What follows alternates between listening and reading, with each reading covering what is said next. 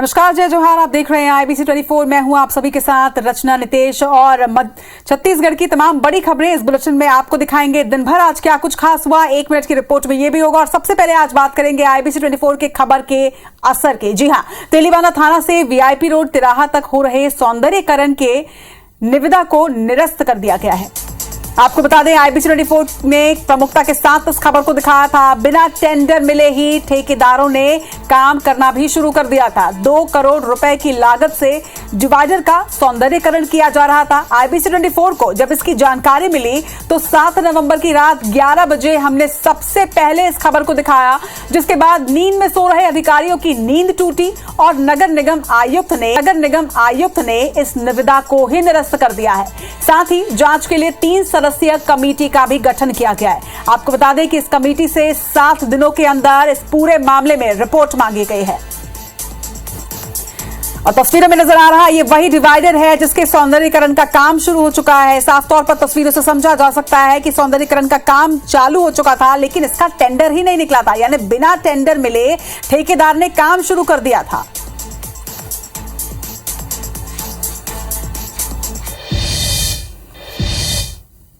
राजनांदगांव के भंवरमरा गांव में सोमवार को राज्य स्तरीय बौद्ध सम्मेलन का आयोजन हुआ, जिसमें हिंदू देवी देवताओं को नहीं मानने की शपथ दिलाई गई थी, जिसके विरोध में आज हिंदू संगठन ने आक्रोश रैली निकाली और कलेक्टर SP को ज्ञापन सौंपा।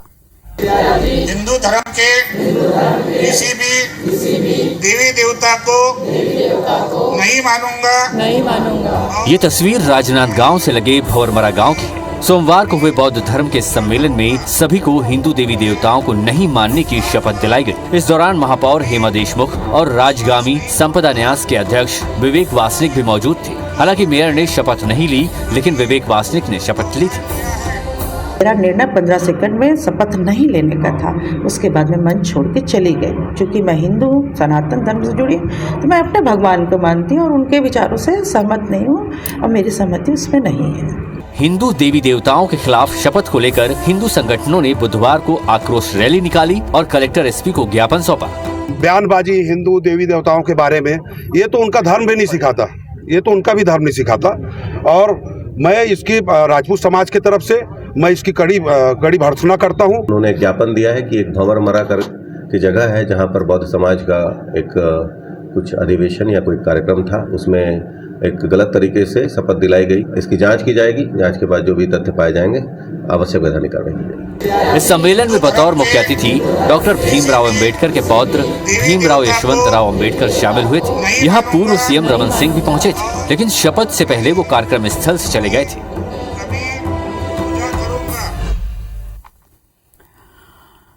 सरकार और विपक्ष दोनों ही दलों के नेताओं ने इसकी निंदा की है। राजनांदगांव के सांसद संतोष पांडे ने इसे प्रयोग बताया, जबकि मंत्री रविंद्र चौबे ने इसकी कड़ी निंदा की।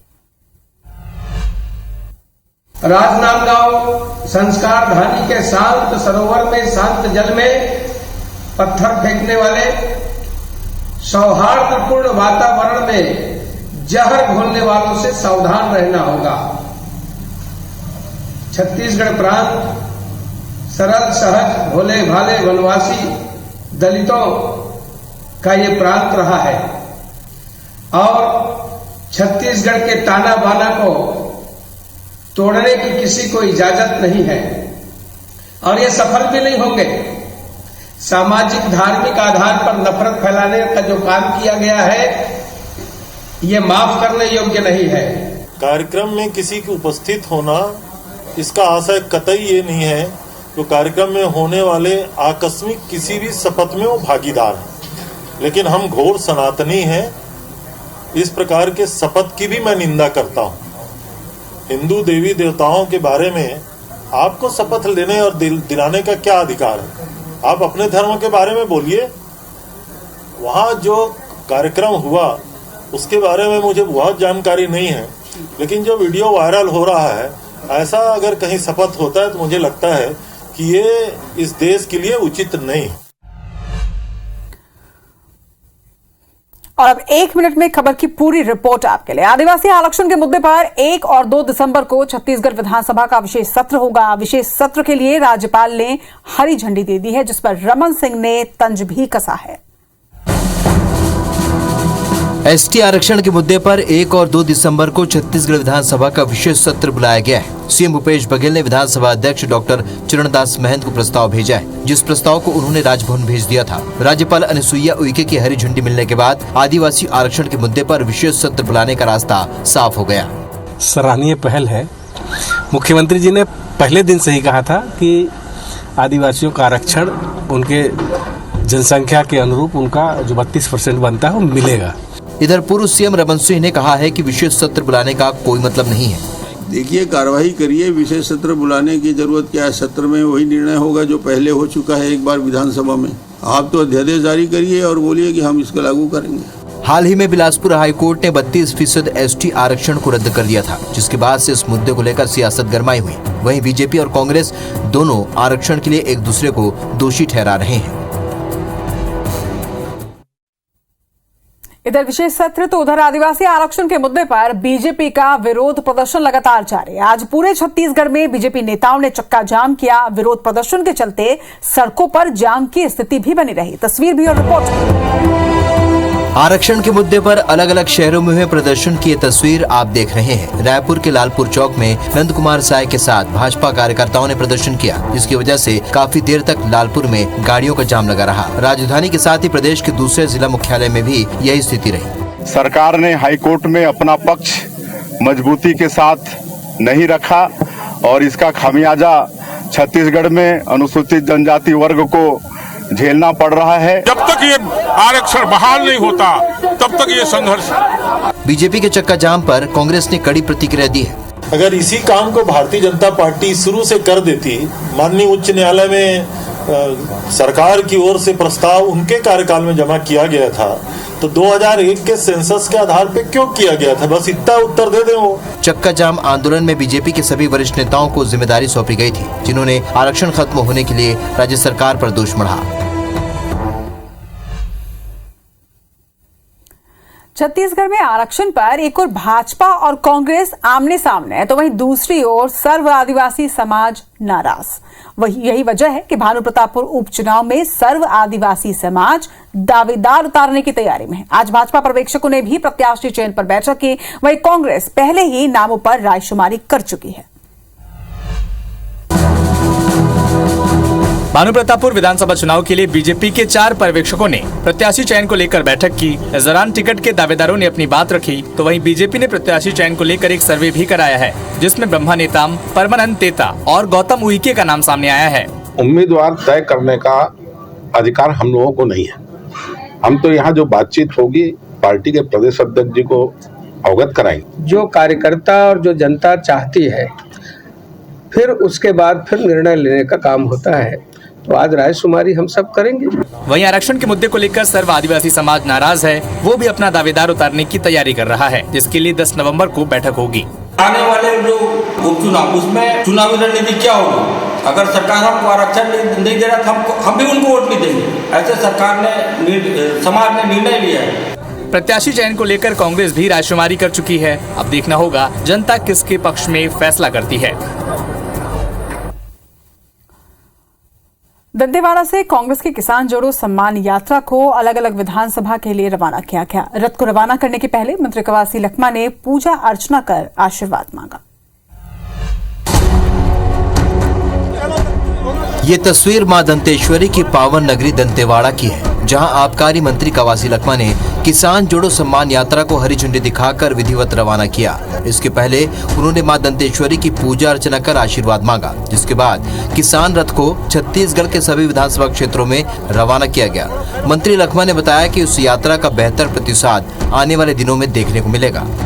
राहुल गांधी का कदम से कदम मिलाकर काम चल रहा है, उसी का परिस्वरूप ये किसान सम्मान यात्रा निकला है। ये सफल होगा और छत्तीसगढ़ का जनता इसको पसंद करेगी। भारत जोड़ो यात्रा की तर्ज पर ही प्रदेश में अब कांग्रेस ने किसान जोड़ो सम्मान यात्रा निकाली है। कयास लगाए जा रहे हैं कि इस यात्रा के बहाने कांग्रेस ने किसानों को साधने की पूरी तैयारी कर ली है। मंगलवार को सीएम भूपेश ने रायपुर से रथ को रवाना किया था। महतारी हुंकार रैली से पहले भाजपा और कांग्रेस में सियासी घमासान शुरू हो चुका है। भाजपा महतारी हुंकार रैली के जरिए मेगा शो की तैयारी में है, तो वहीं कांग्रेस ने महतारी हुंकार रैली में शामिल होने आ रही केंद्रीय मंत्री स्मृति ईरानी के विरोध का ऐलान कर दिया। इस पर एक रिपोर्ट। बिलासपुर में 11 नवंबर को राज्य सरकार के खिलाफ महतारी हुंकार रैली होने वाली है। बीजेपी इस रैली को कामयाब बनाने की तैयारी में जुटी है। इस रैली में 1 लाख महिला कार्यकर्ताओं को शामिल करने का लक्ष्य है। बीजेपी केंद्रीय नेताओं के पोस्टर लगाकर रैली को कामयाब बनाने की अपील जनता से कर रही है। इस आंदोलन के बहाने बीजेपी अपराध, शराबबंदी जैसे मुद्दे पर हमला बोलने की तैयारी में है। भारतीय जनता पार्टी महिला मोर्चा के द्वारा एक बड़ा कार्यक्रम बिलासपुर में तय किए हैं। पूरे प्रदेश की महिलाएं यहाँ पर आएंगे और इस कार्यक्रम में हमारे केंद्रीय मंत्री जी भी यहाँ पर आ रही स्मृति ईरानी जी। इधर कांग्रेस ने आंदोलन में शामिल होने आ रही केंद्रीय मंत्री स्मृति ईरानी समेत तमाम नेताओं के विरोध का ऐलान किया है। हम कांग्रेस पार्टी विरोध कर रही है और जितने भी केंद्रीय मंत्री बिलासपुर में आएंगे उनका काला झंडा दिखाकर विरोध करेंगे। अगले साल के विधानसभा चुनाव के पहले बीजेपी रायपुर के बाहर बड़ा प्रदर्शन करने जा रही है। देखना होगा कि जमीन पर इसका कितना असर होता है। हिमाचल प्रदेश में 2 दिन बाद विधानसभा चुनाव होंगे और आखिरी दिनों का प्रचार इस वक्त वहां जारी है। चुनाव के लिए हिमाचल के कांग्रेस पार्टी के पर्यवेक्षक और छत्तीसगढ़ के मुख्यमंत्री भूपेश बघेल प्रचार प्रसार में भिड़े हैं। शिमला की वादियों में छत्तीसगढ़ की योजनाओं की गूंज उठी। मुख्यमंत्री भूपेश बघेल ने बनूटी में सभा को संबोधित किया, जहां पहाड़ी जनता से मुख्यमंत्री भूपेश ने कई वादे किए। सरकारी कर्मचारियों के वोट साधने की कोशिश की गई। हिमाचल में पुरानी पेंशन योजना लागू करने की बात कही गई। वहीं भूपेश बघेल ने हिमाचल के मुख्यमंत्री जयराम ठाकुर पर निशाना साधा। भूपेश ने कहा कि भाजपा में बगावत है, 21 बागी चुनाव लड़ रहे हैं। भाजपा सरकार ने 5 सालों में कोई भी वादे पूरे नहीं किए, जिसकी वजह से 48 घंटे बाद जयराम ठाकुर जयराम हो जाएंगे। इनके पास कहने को कुछ नहीं है, उपलब्धि कुछ नहीं है, तो जयराम जी को तो जयराम जी करने की अवसर। अब आपको 48 घंटे बाद कहना है जयराम ठाकुर जी जयराम जी। हिमाचल विधानसभा का चुनावी प्रचार आखिरी दौर में 12 नवंबर को 68 सीटों पर मतदान होगा। इससे पहले कांग्रेस जनता को रिझाने के लिए एड़ी चोटी का जोर लगा रही है।